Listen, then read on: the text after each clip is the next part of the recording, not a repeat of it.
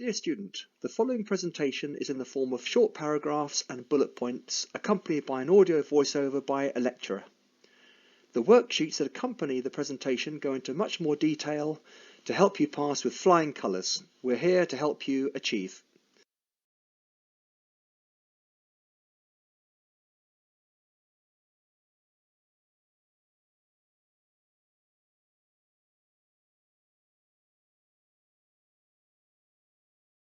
International business means sending things overseas, exporting, bringing them in, importing, operating in different countries, multinational, supporting companies operating in different countries, so for example for marketing or logistics. Subcontractor, a person or company that carries out work on behalf of another person or company. It could be because they have skills or products that the company lacks, or that they are cheaper, among other reasons.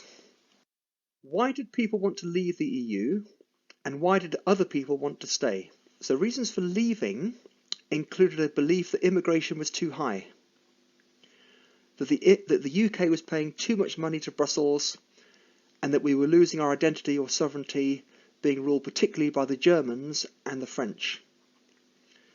Reasons for staying included freedom of movement for both goods and services as well as employment.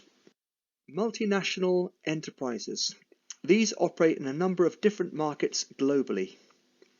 Trading in different countries may need to be adapted as there may be different laws, customs, cultures, importation rules, taxes, etc. Reasons for going international rather than remaining in the UK? Well, one reason is growth. Another is additional revenue streams, brand exploitation, access to new markets, diversification, market leadership, technological dominance, comparative advantage, economies of scale, fiscal benefits, and preferential tax rates. Growth refers to growth of the organisation and its subsequent sales and profits. Often new goods or services come from outside the country.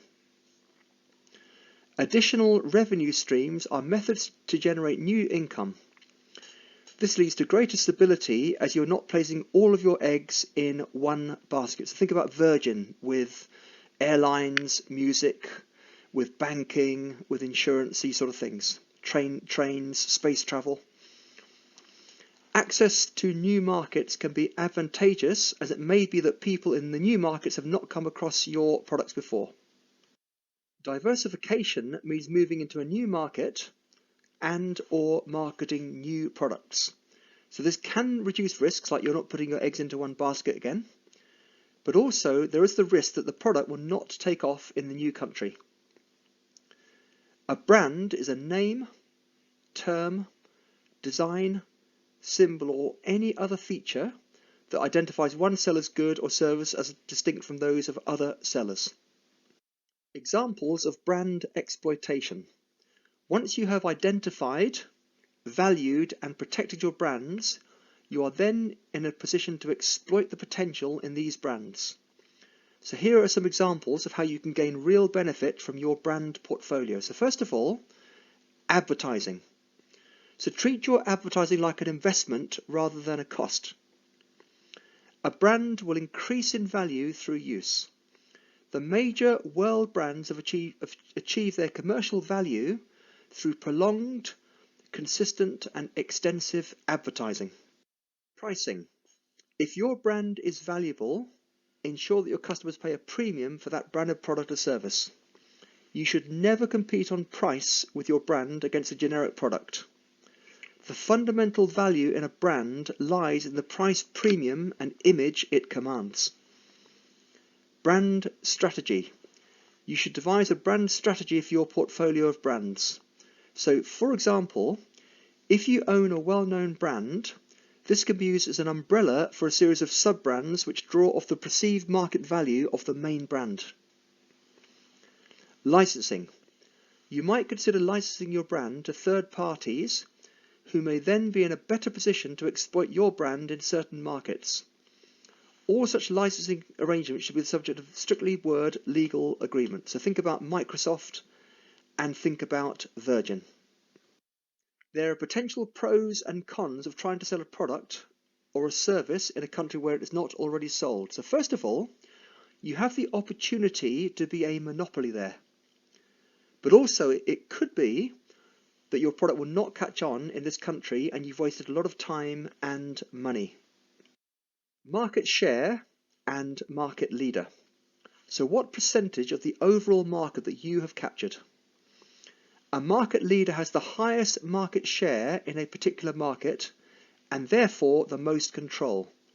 It would therefore be easier for you to be first to make changes to a particular product or a service. Comparative advantage. So here's an example. So imagine company A makes toy bears in the UK for £3 per bear. They sell to shops for £4 and the shops then sell to the public for £6. Company B makes bears in Europe for £1 per bear. They import at £1 per bear. They sell to shops for £3.50, who then also sell to the public for £6. How much cheaper is it to make a toy bear in Europe? It is £2 cheaper, £3 minus £1. How much profit is company B making per bear? They're making £1.50 because it's £3.50 minus 1 minus another 1. That's £1.50. How much money are the shops making? In A, the shops make £2. That's £6 minus £4. But in B, they make £2.50. £6 minus £3.50. Now, there are other factors apart from money. So think about safety and quality. Are the standards as high if you make them in another country? So, for example, would the toy bear be flammable if you made it in Europe? This becomes even more of an issue when products are made in certain countries outside of Europe, where safety and quality standards can be much, much lower. Economies of scale, an example. So as you scale up your operations, costs per unit should reduce. Overheads, such as heating or lighting, are the same whether you produce 1 or 1,000,000 units.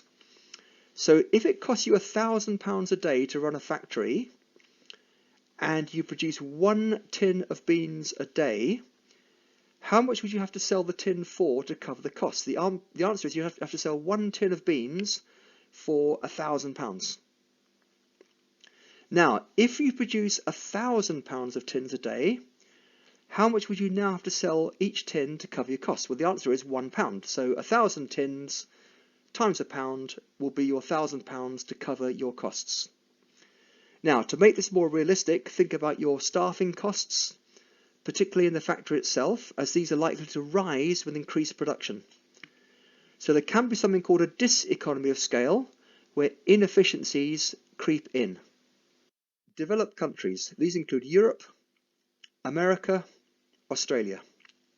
There will be established trading rules, higher employment rates, and support should be strong. However, the market will be very competitive unless you have a unique or new product, and tax levels are likely to be higher. Developing countries. These include Brazil, India, or Russia. There is the potential for high sales and expansion is taking place. However, there is risk because legal and tax systems will be different, and the countries may be keen to develop their own products rather than trying to buy things from other countries. Emerging markets. These include Turkey, Mexico, or Iran. You may have the opportunity to be the first entrant into that market, and the local governments will be keen to create jobs there and may reduce taxes.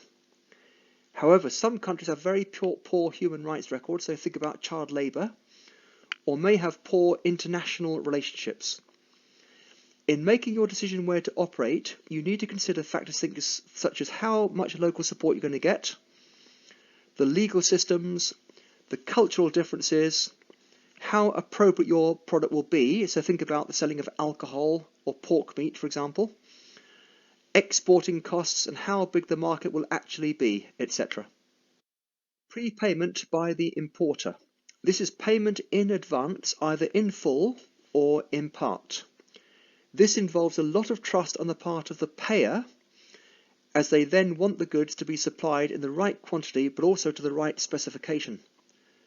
It's common where there is political instability in either country, or where there is high demand for a product, and paying in advance can fix the price, or also if the buyer is a new business, or at least new to the market, and is not at a strong negotiating position. Letters of credit. The buyer's bank agrees to pay the supplier as soon as the order has been completed and all of the terms and conditions have been met. So this makes things easier for both parties because the bank should be trustworthy. Export credits. Credit is agreed for a certain amount of time with set terms and conditions, and the goods are delivered upfront. Bank loans. These vary according to the size of loan, the type of products, knowledge of the market, the country involved, and their track record. Support for international business. This can include fiscal support. So if a company is going to try and export, they may be given help by the UK government to do so, as this will help the UK economy as a whole. If an international business wants to come to the UK and is a very large employer, so will create jobs, the UK government may offer an incentive for them to come. So one thing they might do is offer a preferential tax rate on their profits made in the UK. Department for International Trade. They offer support to UK businesses that trade internationally, as well as to overseas entrepreneurs wishing to set up in the UK.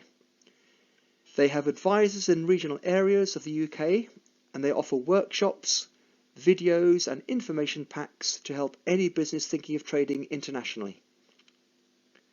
Regional Advisory Councils offer specific training and opportunities for the areas they serve.